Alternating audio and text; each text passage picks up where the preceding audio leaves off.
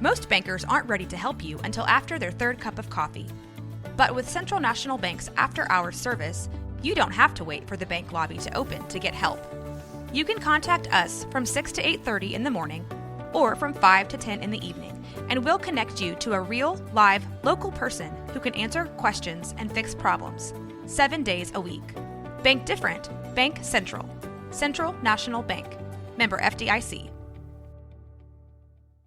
Caroline, you should tell them about the newest thing that Bloody Happy Hour is doing. A Patreon. It's a Patreon. What is that? That means you're basically like a VIP member, and there's 2 different levels that you can, subscribe to, and you get some perks. You maybe get like merch a little earlier. You get exclusive merch. You could get first dibs on signing up for a live show. You get episodes with no commercials. You get our video because our video is no longer available on YouTube. It is only on Patreon. And the most important to me is you get videos of our live shows. So if you are far away and you couldn't make our last live show, it will be on the website.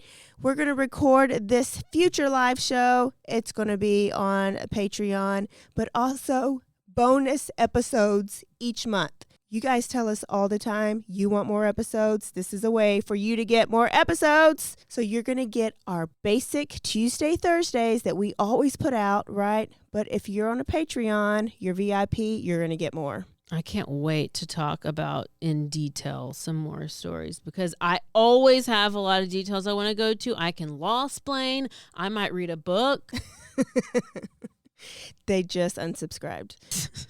This is also going to be the exclusive place that Dirty Chat is going to go to. So if that is breaking some of your hearts, just go ahead and subscribe now. In order to hear the full content, it's going to be Patreon. Where do they go again?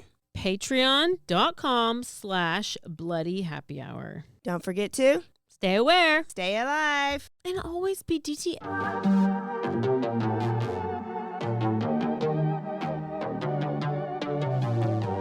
Hey y'all, I'm April. And I'm Caroline. And this is your Bloody Happy Hour. Caroline, are you ready for this? This is your newest guilty pleasure. It's the bloodiest part of your week. Did we say something about it also being happy hour? Show did. Because we about to be sipping on some murder. Bloody Happy Hour.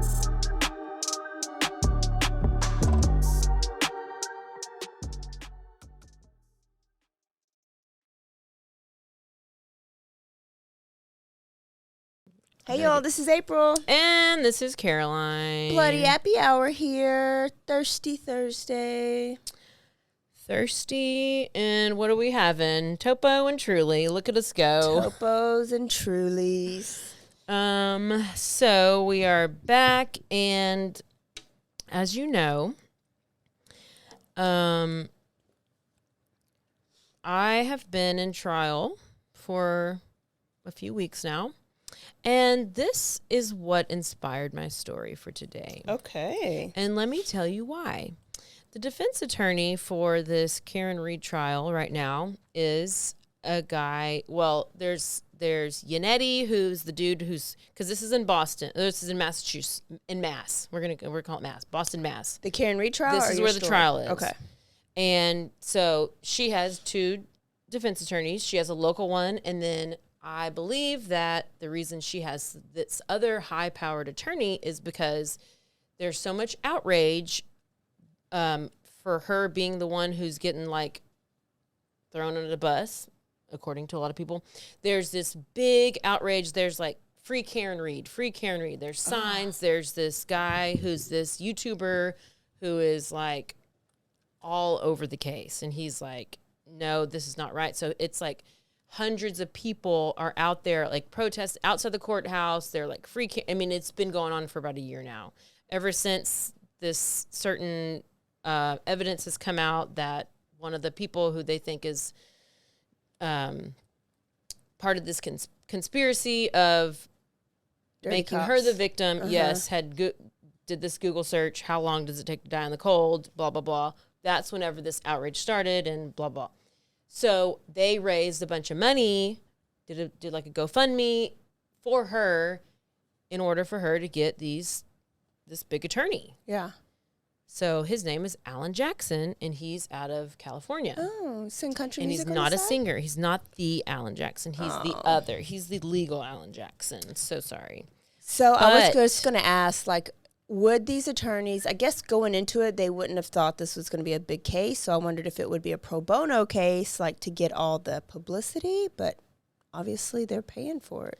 Obviously She's paying for it. Yeah, because I think that they raised a bunch of money for it. Because now, like, it's become such a high-profile case. Like, the FBI's got involved because there's so much shady stuff. And it's like the people who are allegedly covering it up are police officers, plus the person who is the main investigator of the case is, like, friends with the people who are supposedly covering it up. So if she gets out of this on top, like, if she gets acquitted, she's going to be able to sue. I sure hope so. Or I hope, and like the defamation. DA, it's the a DA bunch. is like in on it. Like there's this case should Small not town have been corruption. brought to trial. There's so little evidence. Like when I don't even know how the grand jury was able to bring it to trial, but we still haven't figured it out, and it's been 4 weeks. But that's not what we're talking about today. Alan Jackson, I don't know, I heard that he was some part of the Weinstein Harvey case, Okay. in LA, but also he was he used to be a prosecutor for LA district attorney, whatever. Have you heard of Phil Spector? Nope, Harvey Specter only from Suits.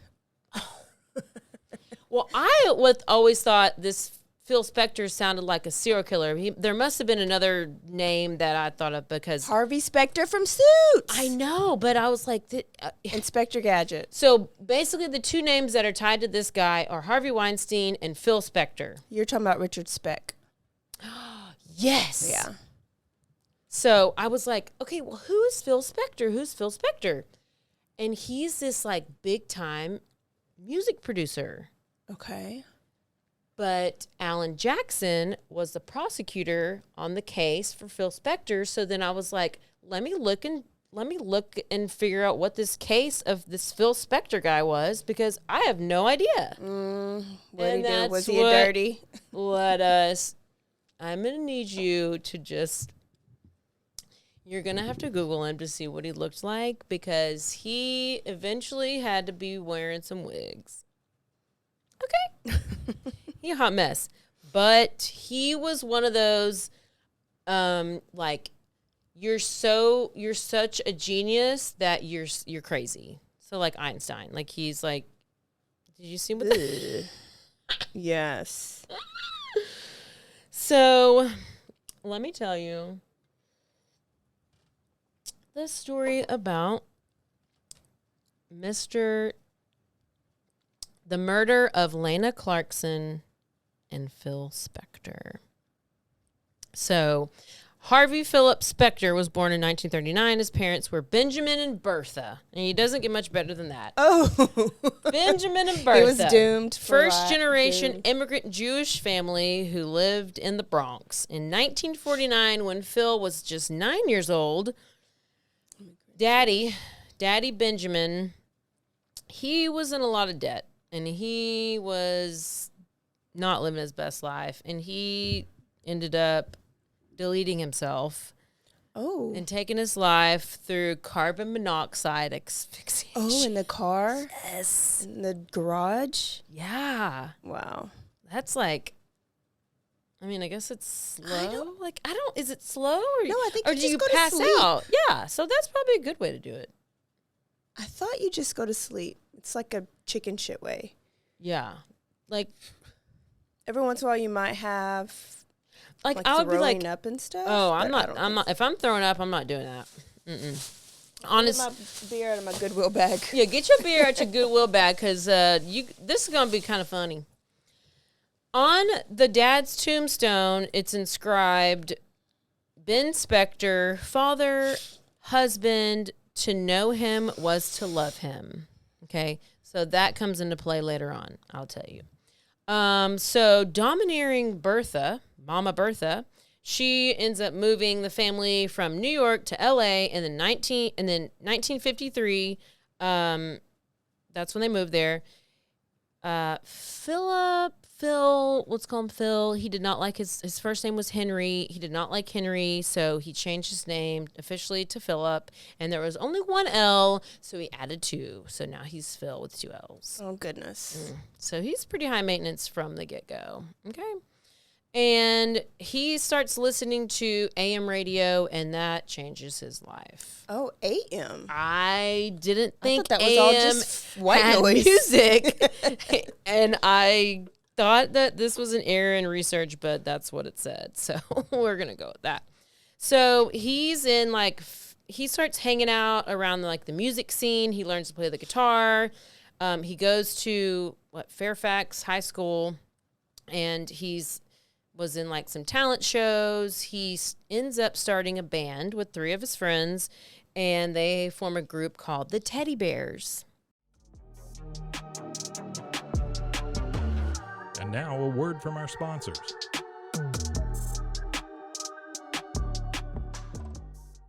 Hey, I'm Blair. And I'm Brittany. And we're the host of By the Cover Podcast. We cover everything from mysteries, thrillers, romance, chick lit, and even some smut. Don't forget the smut. Yeah. We're so excited to get this thing going and share this with you guys. We've been talking about this for months, and it's finally happening. Yes. Special shout out to Rogue Media for helping us with this. For sure. You can find us on Instagram at bythecover_podcast. You can also find us on Facebook and TikTok, so don't forget to give us a follow on those too also. And we are so excited to dive into some of our favorite books and share those with you. We can't wait. Hope you love it.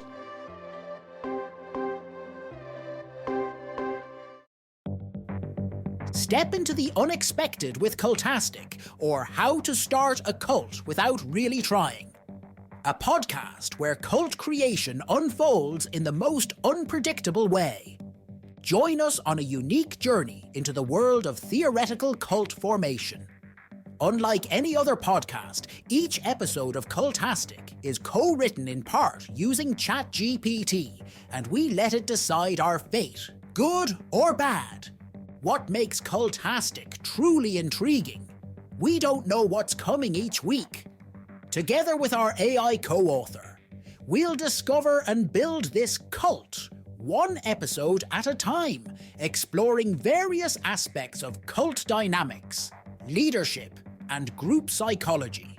Delve into themes of charisma, influence, and the power of group thinking. It's a blend of expert analysis, theoretical exploration, and the unforeseen twists of AI-generated ideas.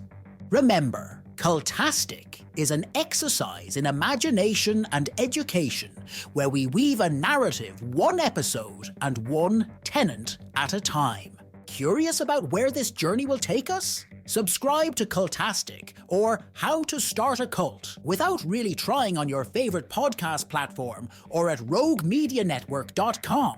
Let's build this mission to save the people of Earth, week by unpredictable week.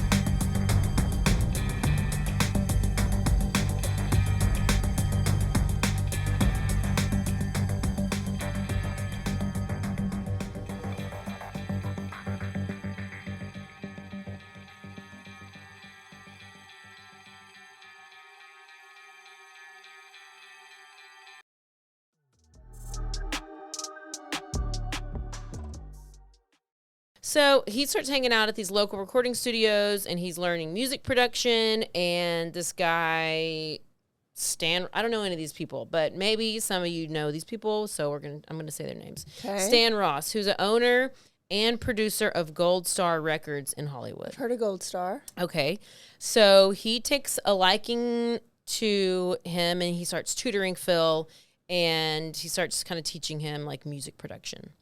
So from 1950 to 1954. In other words, sleeping with him in the studio. I mean, from what we know about I've not Hollywood heard now. about. I know I've not heard about any rape or drugs or molesting, but one could only assume because he starts to be like how the people are now later.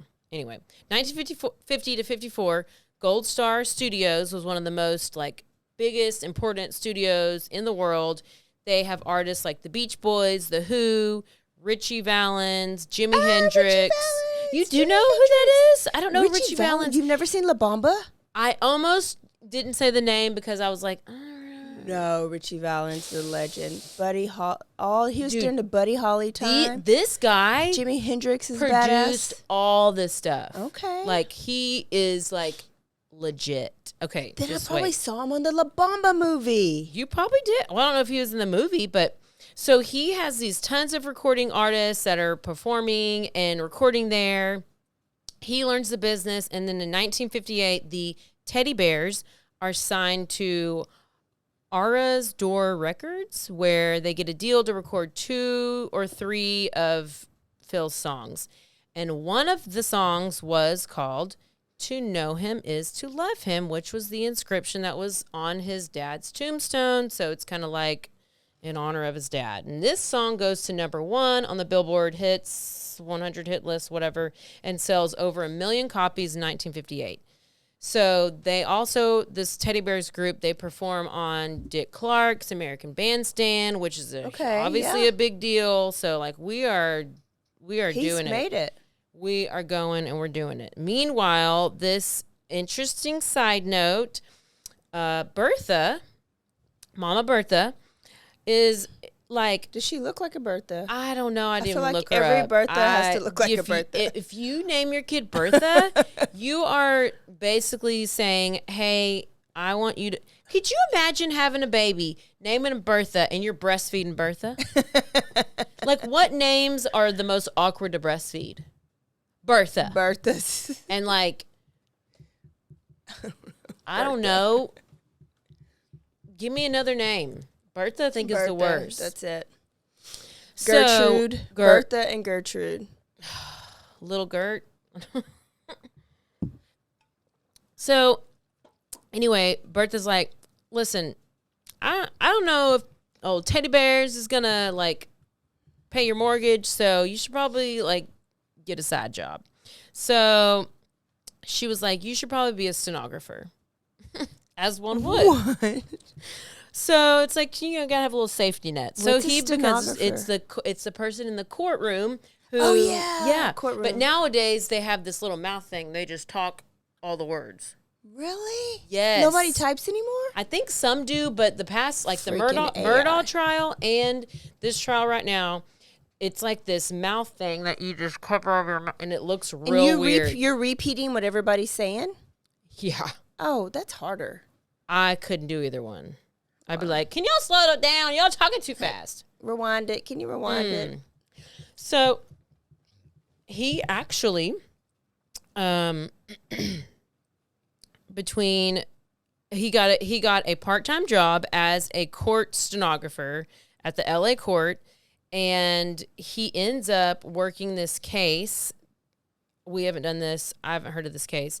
Lana Turner, Cheryl Crane, a murder case where this Lana's daughter stabs Cheryl's boyfriend or something. And anyways, he basically is like the stenographer for this big murder trial. And then he's later offered to do a job of translation work as a UN interpreter for Fidel Castro. Oh. Like, real random, but he turned it down because he wanted to work on his music career. Okay. So he's got a lot going on. 1959, the Teddy Bears end up breaking up.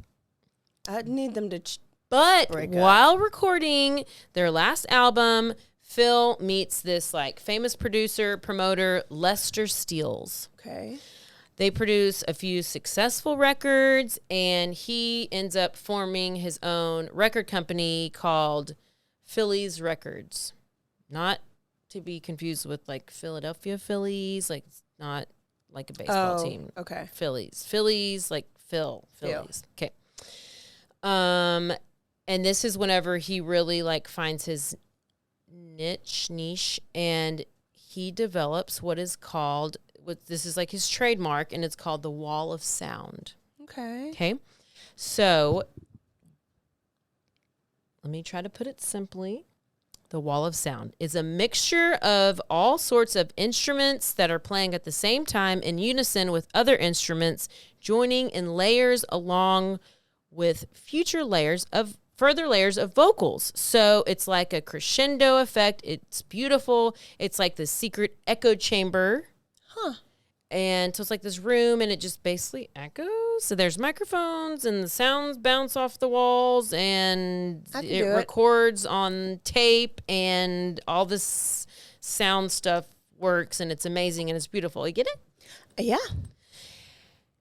You're just gonna be you're gonna be really excited when I tell you all the artists that have been recording in this echo wall of sounds. I feel like I could listen to that and concentrate and like do my work or clean. Apparently Motown Records used to run a microphone up to the attic to get this same kind of echo effect. I don't know, but I guess that's what you do. So 1964, he said that, quote, I was looking for a sound so strong that if the material was not the greatest, the sound would carry the record.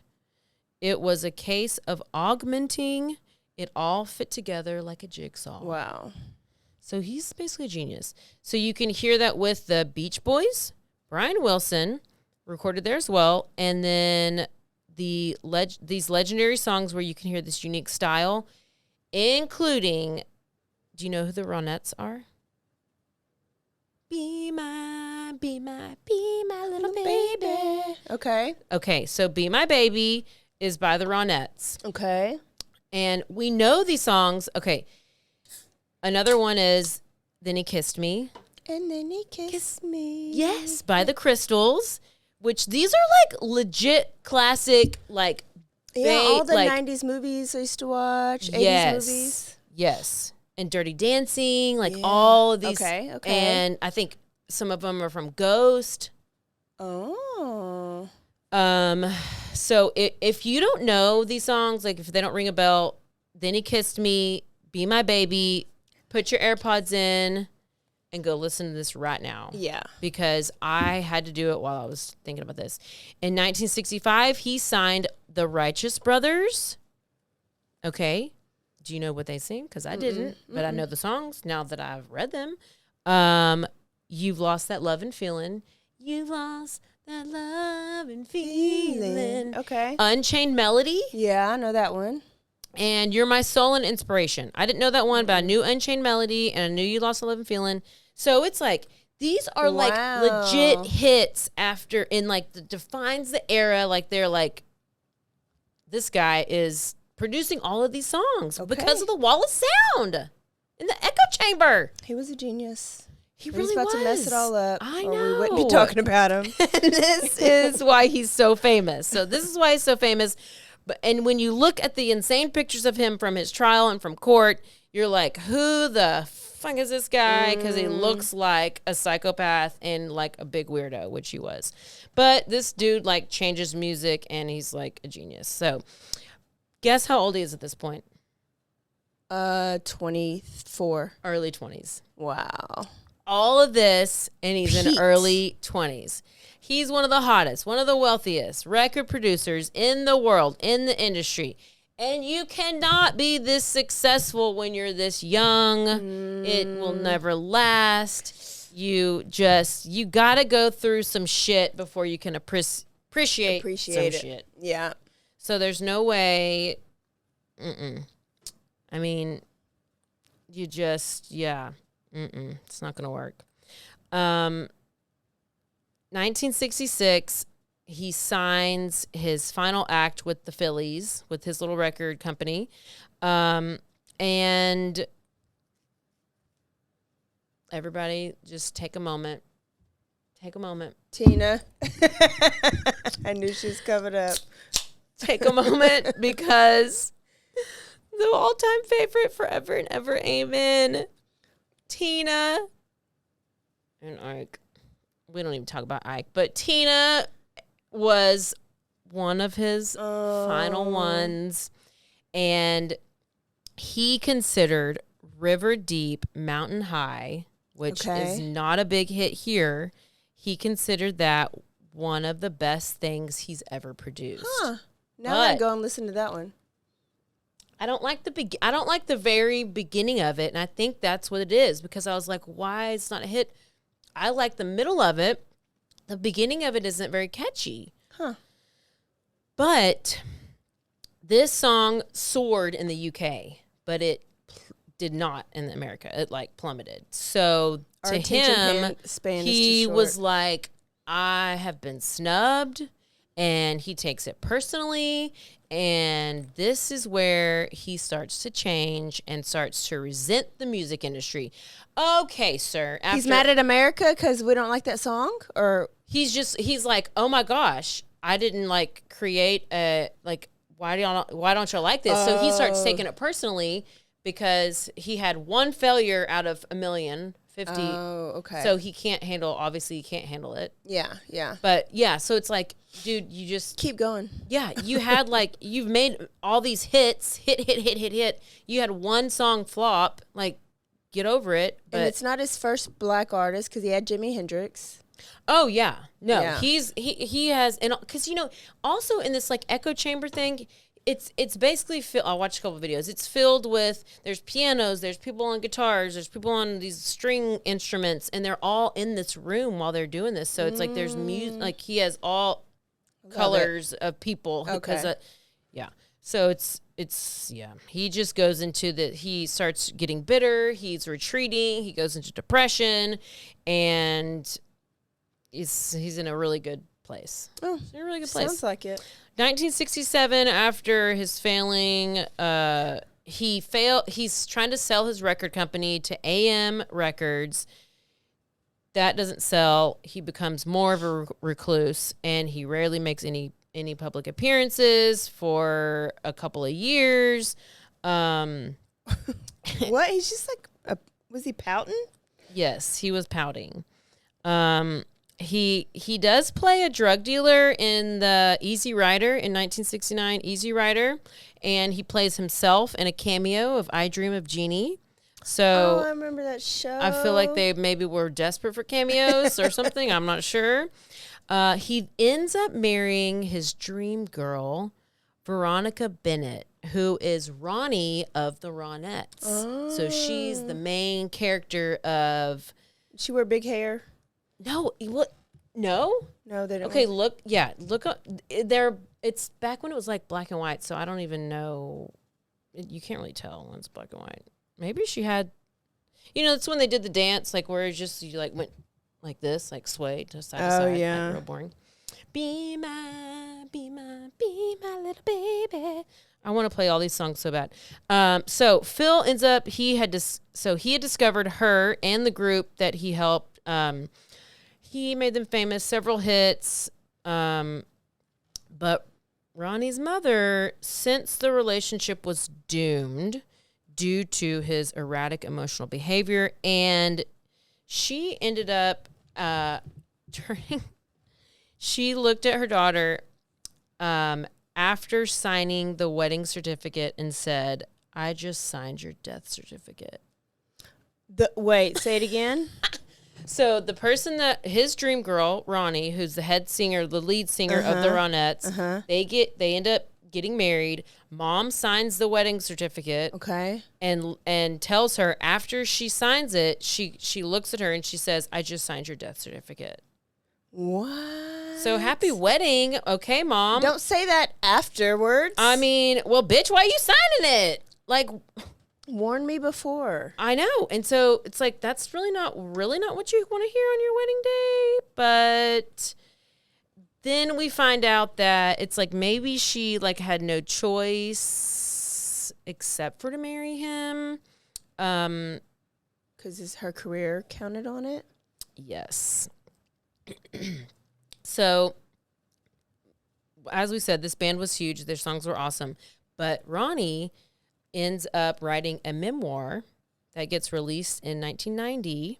It's called Be My Baby. Mm-hmm. And she basically says that she felt like she owed him her life.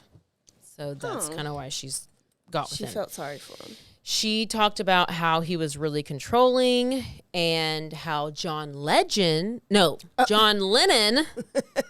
of the Beatles, we're not talking Big about deal. Chrissy Teigen and John Legend. Ew. John Lennon had actually fallen in love with her and offered her and the Ronettes to go on tour with the Beatles. She turned it down because she was married and devoted to Phil Spector. Oh, gosh. The Beatles. So she chose him. That's how devoted she was. Mm-mm. So also in her memoir, she talks about how Phil psychologically tortured her and purposefully ruined her career, did not allow her to perform again. What? She said he's a monster. They lived in this. So he had this mansion in Alhambra, California. Job. It was referred to as the castle. He had put barbed wire around it and surrounded it with guard dogs so she wouldn't escape. Yeah. Not to keep people out, but to keep her in. He was psychotic. Mm-hmm. Mm-hmm. Is he still real young? Obviously. He couldn't have been, I don't know, if he was like, he's probably like, if that was 1967. I don't remember when I said it when he was born, but. Money and power takes you to some weird places. I'm telling you, and nothing's changed. So, so she's basically kept inside this castle. This is Alhambra, California, right outside of Pasadena. And if she's given permission to leave, then Ronnie had a chauffeur. No, she has to drive with a life-size inflatable dummy of Phil in the passenger seat. What? Like, don't worry. We will talk about what drugs he's on. I mean, yeah, he's pretty much a winner. If she's gone for more than 20 minutes, he calls the guards to find her. She also talked about never being around people. Like, he never let her be around people. He kept her isolated in the studio where her best friend, who was her backup singer, was the only person she was allowed to hang out with. You want to know who that backup singer was? Ronette? Cher. Cher? Mm-hmm. What? Yeah. Cher. Yeah. In 1969, they adopted a child because, I mean, why not? And then in 1971, he got her a Christmas gift. Take one guess. You'll never guess. Just take a random guess of a left field Christmas gift that he could have got her. A giraffe. A set of 5-year-old twins. He's trying to keep her busy and in the house. I'm pretty sure he's trying to traffic these kids. I don't know. So they adopted one kid, and then he just bought some twins and gave them to her? Yeah. She didn't go pick them out? He's like, hey, here's your kids. Yeah. So she basically, feels like this is basically another way to keep her captive and to keep her busy. Because she did not have anything to do, so she was like, I have nothing to do. I can't leave the house. So she started abusing alcohol. She's like, I'm just going to drink. I'm just going to drink the shit out of it so I can go to AA and get out of the house. That sounds like Von Bulow. Yes. Why am I doing all these cases that are like these? It's Rich because my people coworkers problems. are coming in here telling me about these cases, and they're all older. Rich people problems. Klaus. Yeah. So she basically starts drinking so much so then she can leave to go to AA meetings. She feels like there's nothing to do except day drink. I mean, facts. Wow. She has no freedom, and she's drinking all this stuff, and then Phil also puts a gold coffin with a see-through glass top in their basement and promises that he will kill her and display her body if she tries to leave him. Okay, let me just guess the drug. LSD. You know what? This drug I've never heard of. I've never heard of these. Maybe you have. So apparently he's real insecure, and this is literally the castle of nightmares. It is. This is the one castle that you want to escape from. It is. So I'm like, bitch, you deserve to be drinking as much as you want, and you need good drugs. You don't need those weird drugs. But anyway, cherry on top, he told her, before I let you go, you'll be dead too. Terrifying. So he also takes away all of her shoes, so she can't escape. What? It's the weirdest, and it's so extreme. But in 1972... And I'm mad at Cher for not helping her out. Facts! I didn't even think about that. And Cher was in one of the interviews. Yeah, Cher, you didn't do shit. Cher, probably banging him in the side. 1972, with the help of her mama, she escapes. Okay. And she did it barefoot because she I'm getting out of this. This dude is weird as shit. So she does it by sneaking out through the service entrance. Her and her mom had to study the service entrance to see when it was the best time to run away. And she said, quote, my whole survival is through my mom's strength. I tell other women, if you're in a bad relationship, you have to find one person to help you. Phil's abuse was mental, not physical, telling me I'll never be successful without him.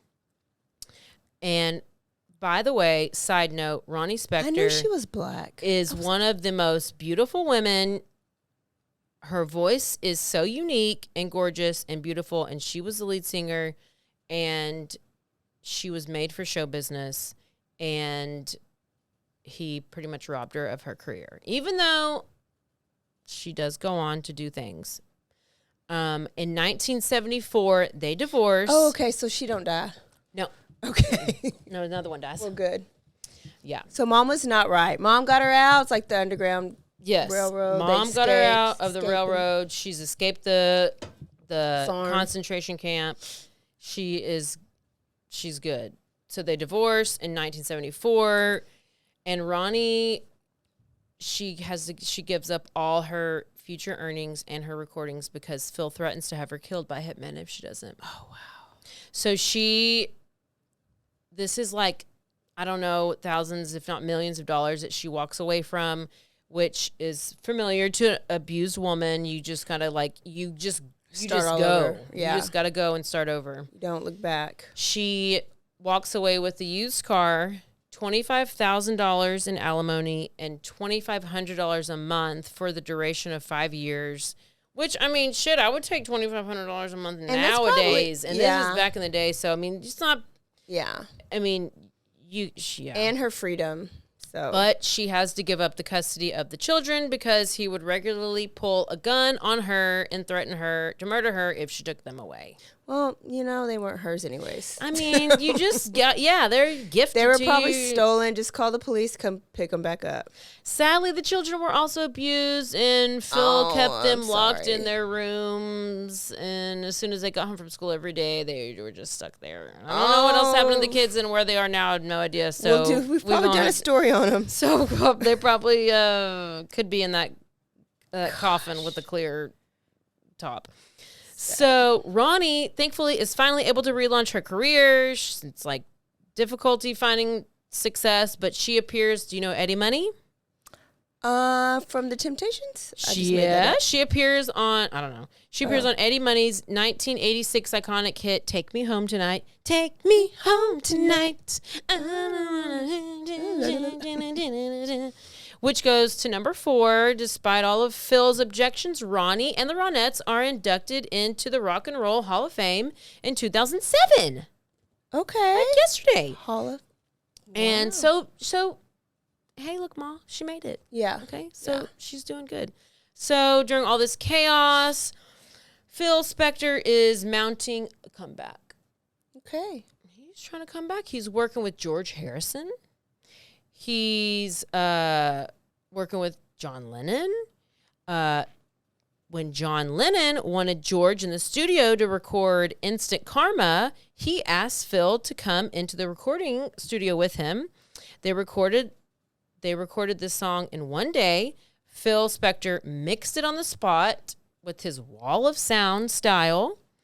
And the single was put out in the same week. And he went on to produce this solo album with George Harrison and John Lennon, and which they're both Beatles. Yeah. They're both Beatles. Yeah. And they liked his work so much that they brought him to England to fix the Beatles' abandoned records for their Let It Be album, which was previously assumed to be a complete wash. And I think that was like a big, huge, major hit. So this is like historical shit, bro. Like this is like big deal. Psycho. You know, I think that they do what they think these drugs is what makes them great. So they think that they have to keep doing them. But he didn't do them early. But like, what about Einstein? Like, remember he was like, and like Benjamin Franklin, like these, who had the big hair, and like the Back to the Future guy, like they were all so super smart, but they were crazy. Right? Yeah. What if Back to the Future guy? Christopher, what's his name in real life? Oh, Doc Brown. Doc Brown. Christopher Walken? I don't know. So,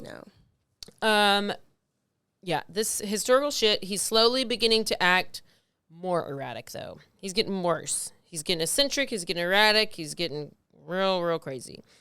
1973, he's hired by John Lennon to produce his new album covers. But Phil starts coming to the studio, and he's like dressing up in these weird costumes, like a surgeon costume or like a karate guy costume. Sounds pretty And he always has a gun in a holster on him. He's Halloween every day. frequently high on inhalant. He's huffing. Ammonium nitrate or amyl, A-M-Y-L, amyl nitrate, otherwise known as poppers. No, never heard of them. Fun fact, though. This is the best. Keyboard spray. It sounds like it. Okay, listen. This is gold. Poppers are officially used as an angina, angina heart medication, or to treat cyanide poisoning, but they became popular in the 70s and 80s drug culture as it causes, are you ready?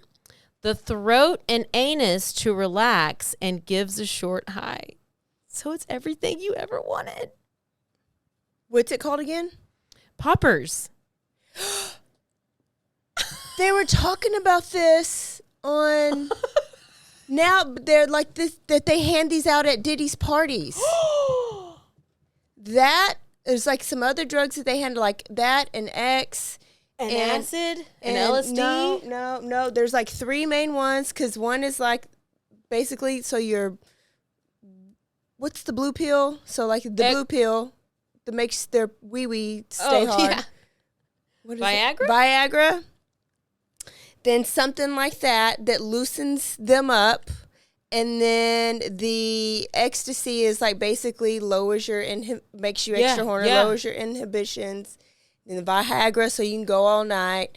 And then the whole loosener, so that you don't give a shit what's happening to you. So it lowers all their inhibitions. And there's a new cocktail where it's all that mixed together. And there's a whole new name for it now. What is it? I have to go back and watch the video of Jaguar. Okay. This just goes to show you that this shit does not change. It does not It is change. the same. The devil stays the same, no matter what. It's all satanic. Everything in Hollywood is satanic. Cult. Sorry, it is. A lot of it is. It is. It is. So he's doing these poppers, but I don't know why he wants to have his butt loosened. What if you like you have a shart, then you like poop your pants? Like nobody wants that. Maybe he was getting. He's probably sticking his gun up in there and doing some weird shit. Anyway, he's on these poppers and he's having this relaxed throat and this relaxed butthole, and it's fine. And then one night, jokingly, he just pulls out the gun and surprises John Lennon. He just fires it off in the studio right by his ear. Normal Stuff. John Lennon screams and is like, Phil, if you're going to kill me, kill me. Don't fuck with my ears. I need them. But he says it in a British accent. So Yeah. it's different. Don't fuck with my ears. So then I you need can't them. take it seriously. So he would also chase John Lennon around the studio, threatening, or just like, maybe he's like a little cat and mouse, you know, with a gun, threatening to shoot him while he was drunk and on drugs. So I don't know if this guy needs to go back to the studio. But you know that later John Lennon just happened to be killed by a gunshot. Really? Yeah, remember I he was forgot like, he was dead. so that's kind of ominous. Throughout the 70s and following his divorce from Ronnie, Phil becomes more crazed and reclusive. He gets into this car crash in 1974. He flies out the window of this car. Cops arrive on the scene. They think he's dead. He's like flown through his windshield. The cop goes over there, finds a faint pulse. This is literally the only reason why he is alive. Drugs. No, because the cop goes and checks his pulse and finds the faint pulse. Rushed him to the hospital. Hours and hours of surgery. He ends up having massive head injuries, which we know you don't need that if you're already crazy. You thought it could like knock you back into not crazy, but no. He had 300 face stitches and 400 stitches to the back of his head. He survived, obviously. You would think he would want to change his life. Nope. All he wanted to do was start wearing wigs. And this is why in that picture you just saw, while he's in trial, he has this huge afro hair, and he's like the ugliest person you've ever seen, and he's disgusting, and he looks like a hobbit. I can't. So anyway, oh my goodness. outrageous wigs. So this is kind of why he starts wearing the wigs to cover up all of his head scars. But I don't see his face scars anyway. Anyway. So he's already going a little psychotic, but we all know what the massive head injuries do not do anything to benefit that. So all the things. He starts working with this other like musician, and they like get drunk and they write like 12 songs. He ends up pulling a gun on him during an art. So he's like starting to have this pattern to where he just likes to pull his gun out. Yeah. For random reasons. So he pulls a gun out this guy when they're having an argument, doesn't shoot him, doesn't kill him, but this album that they were working on is a massive failure.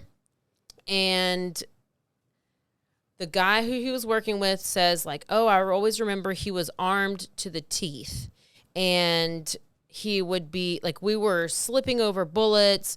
We were biting into revolvers in our hamburgers. I don't know if this is like an entertainment industry type of thing where you just literally can do whatever you want, which we know the P. Diddy stuff going on. All the stuff that you hear and you see all these people and they're in the Grammys and the VM, whatever they're have all these satanic rituals, Madonna's face and all this weird, like all these weird, Sam Smith is out here doing all this weird stuff. Like it is not good. And they've always been weird. Like we think it's new, but they've always been I crazy know. and weird. I know. I think nowadays we just see everything so much more because of all the social media. Yeah. So around this time, Debbie Henry of Blondie, I don't know, was invited to Phil's mansion. They start talking about working together. He pulls a gun on her and says, she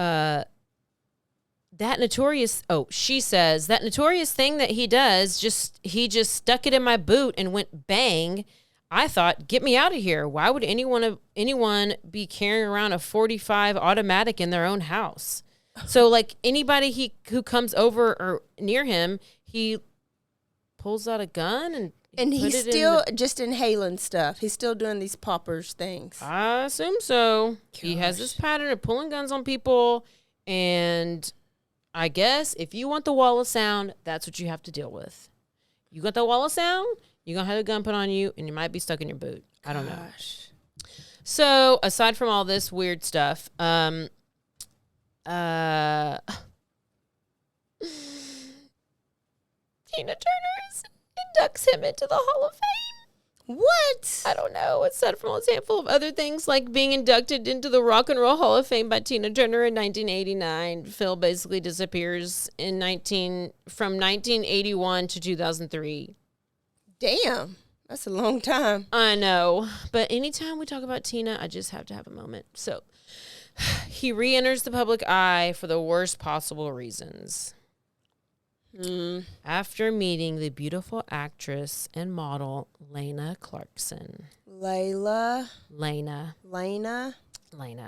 She was born in 1962. She's raised in Sonoma County, California. After her father's death in 1978, she moved to Southern California. She's pursuing her career, entertainment. She's an actress. She's beautiful. She looks like a Vogue model. Check her out. The early 80s, she gets parts in some movies and some TV shows. She makes her movie debut as the main character in Fast Times at Ridgemont High. Mm-hmm. Sounds familiar. Never seen it, but it's very familiar. She plays the unexpectedly super hot wife of this nerdy science teacher, Mr. Vargas. Okay, so if anybody knows about that, that's what it is. She goes on to perform a laundry list of small TV shows and films, projects like Scarface, Three's Company, Knight Rider, and a bunch of commercials. So she's like all over the good things. Good shows.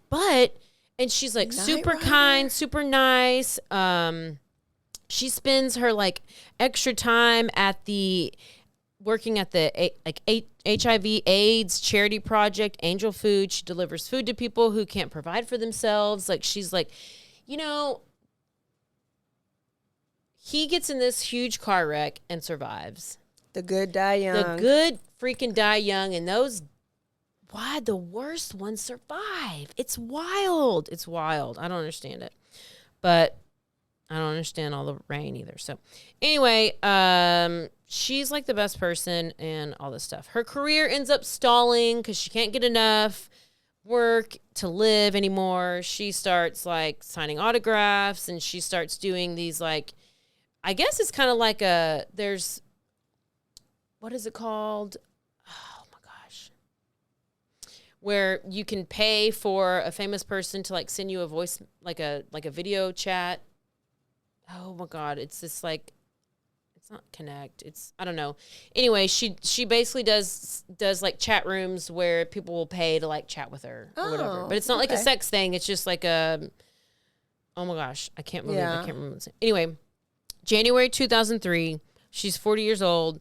She needs to make ends meet. She takes a part-time job at the House of Blues in West Hollywood.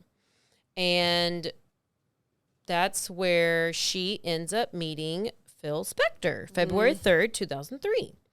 And she says she doesn't really remember like why she agreed to go back to like his house with him, but she did feel like she was persuaded and kind of was like, I guess I don't know if he's like, hey, go ride with my driver or whatever. She ends up getting out of the car and tells his driver, I'm only staying for one drink. Okay. I guess he was doing the Harvey Weinstein thing, like, oh, hey, I can help you with your career. Like, just come on over to my castle mansion. Power. And you're like, oh, okay, well, I'm like, you're just going to talk. I mean, I don't know. So the whole point is her intention is to just stay for a drink and that's it. But like you said, LA feeding ground, powerful men and predators and all the things. You can do it and you can be susceptible to it, and it's the whole thing. So they go in the house. The driver stays in the car in the driveway, obviously waiting. An hour later, the driver hears a gunshot from inside the house. Shit. And then Phil Spector comes out of the rear of the house carrying a .38 Colt Cobra revolver and tells the driver, I think I just shot her. Oh my goodness. And the driver calls 911. Police arrive and they find a single gunshot wound to Lana's mouth, and she's dead. In the mouth. In the mouth. Spector is eventually charged with murder. But guess what? He remains free on $1 million bond and is allowed to stay in his beautiful castle mansion for the next 4 years. And then his trial finally starts in March of 2007. And listen, this is what rich people, I mean, you got money and you got power. It doesn't matter. You can be black, white, Asian. It doesn't matter. If you have money and power, you can do. Runs the world. I mean, at least it buys you time. I mean, look at and convenience and luxuries and people. So even if you do do time, it's not bad time. Like Martha Stewart, right? Like you just have the. I do love me some Martha Hilton, Stewart. But she did. At least she did her time. I know, but and it was probably great time. Oh, she like stole money. Taxes. Remember, Dave Chappelle told us that basically her. She'd steal it. She knew that if something big was going to happen, she's going to lose a lot of money. So somebody like gave her a little whisper. Say, hey, if you don't pull your money out of here, you're going to lose millions. Oh, insider trading. But Maybe. you got all the politicians doing inside trading. They fine. I mean, they had to use somebody as an example. It's going to be Sweet Martha. I love Martha, and I love her on that Home Depot commercial when she's riding on that lawnmower, just humping and bumping. I need to meet. You know what? She's my second person I want to meet after Tina. So, well, she's still living though. So, finally, the trial starts. It's live streamed. It's on TV, and it's in LA, and it becomes a circus, and then everybody's like, "Oh shit!" What year is this? 2007. Okay. Dang. They're like, oh shit, is this going to be another OJ case? Is this going to be another person, like a beautiful woman who is shot to death, and then this guy is going to get off because he's famous and powerful and he's got money? And is he going to get acquitted? And so it kind of becomes a circus. Especially, I think it's mainly a circus because of his crazy wigs. I think he changes his wigs like daily, and he wears these like weird suits, and it's like a whole thing. And this is it's on Court TV, like website.com. You can go I watched the opening statements because that's where I saw my boy Alan Jackson, who is being the defense attorney for the Karen retrial, and now we've come full circle. So he's defending. And he's the prosecutor. He's the state. So he's trying to get him in jail. Okay. So fast forward, we're doing this trial. It's kind of a spectacle. And Alan Jackson points out that Phil Spector has a history of pulling firearms on women he's romantically with or wants to be romantically involved with. And so he sets it up and says that Lana was in the foyer, probably trying to leave at the time when she was shot, even though she was shot in the mouth. So I'm not sure how that happened, but that is apparently his MO based on other people who testified. They were saying like we would try to leave and he would pull his gun out, and then we didn't leave, like we couldn't leave, and that's just kind of what he would try to get anybody who was attempting to leave his presence. He just pulled the gun out. What is that? That's like the Jeffrey Dahmer. I do not know. I think it was probably all the poppers.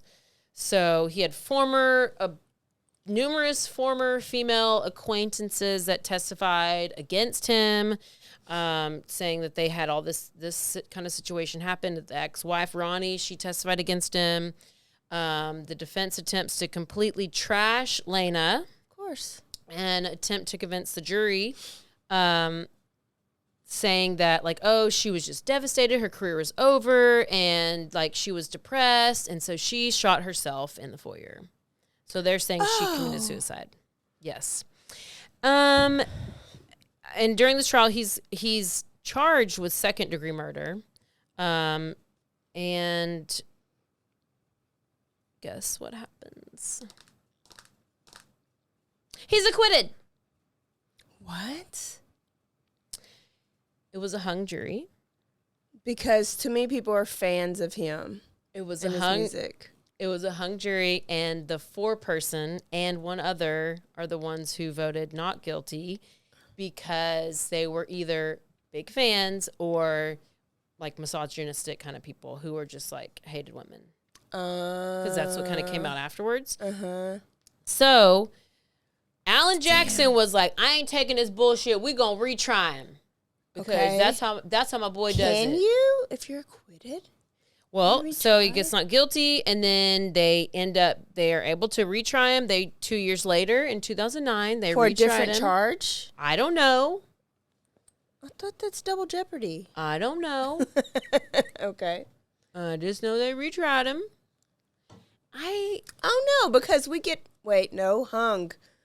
It's hung jury. Yeah. So it's not acquitted and it's a hung jury. You can retry a hung jury. Acquitted acquitted means you get off. Like OJ got off. Hung jury means they couldn't come to a decision. So you got to retry. I said both things. Yeah. Mm-hmm. Okay. I did. So it was hung. Okay. That's why it gets retried. Yes. Got it. So retried 2009. This one was not publicly not aired on TV or whatever. It wasn't much of a circus. Plus, who knows? He ends up getting guilty. Finally. Sentenced to 19 years to life.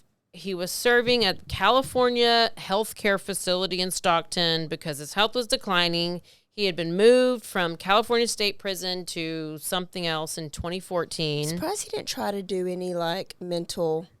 He obviously looked the part. Yeah. And the way people described him, he was crazy. I'm surprised his lawyer didn't try to do anything like that. I guess, probably drug once induced. they got him off the poppers, he was like, I think that still actively chose to wear them wigs. I think that he was just a super smart. You know how those evil geniuses are just so damn smart that you're not normal. Yeah. So I think he was that. Plus, but when he added the poppers, I think he just got why would he start carrying this? Why would he start to shoot people? I don't know, and shooting guns. So, anyways, I do know that the mom of the victim, she did a civil suit against him and got undisclosed amount. They didn't disclose it. Blah, blah, blah.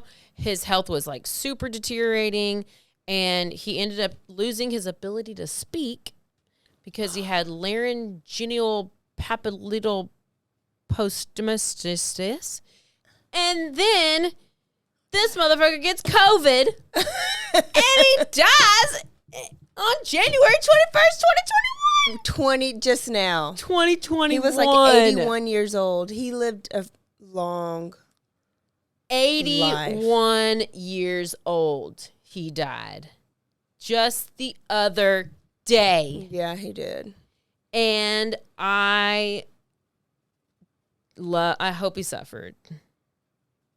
And he deserves all of the shit. But isn't that just the craziest story? He was the worst of the worst. That is... I've never even heard of any of that Hollywood drama. Yeah. Yeah. Now everybody has to go listen to the Ronettes and the Righteous Brothers. Yes. And we got to make sure Richie we know Valens. how John Lennon was killed because he was shot. So there's the story of Mr. Phil Spector. Spector. May he not rest in peace. May he not. Even though he did create the wall of sound and some amazing music. I'm going to listen to it on the way home. But people just still love it. I mean, they're just he was just so good. He was just amazing. Well. Okay. Another episode and we are back on track and we will see y'all next week. Okay. Guess where I'm going this weekend because our family just needed a vacation after everything. Yeah. What's my favorite place to go? Nashville or Shreveport. Not Shreveport. Or New Orleans. New Orleans. Okay, I was Nashville, New Orleans, because you love New Orleans, and yes. you did love Nashville when you went. Yes. Nashville is just too far to drive in a quick trip. So going to New Orleans, so every time I come back, I have a new story. New story. But feel like I've covered all of them, but it's No. probably going to have to be LaLaurie. Yes. Yes. Yes. You're doing it. I So can't maybe wait. we'll hear about some Delphine in the next couple episodes. All right. We'll see y'all next week. Don't forget to Stay aware. stay alive. And always be DTF. Bye, y'all. Bye-bye.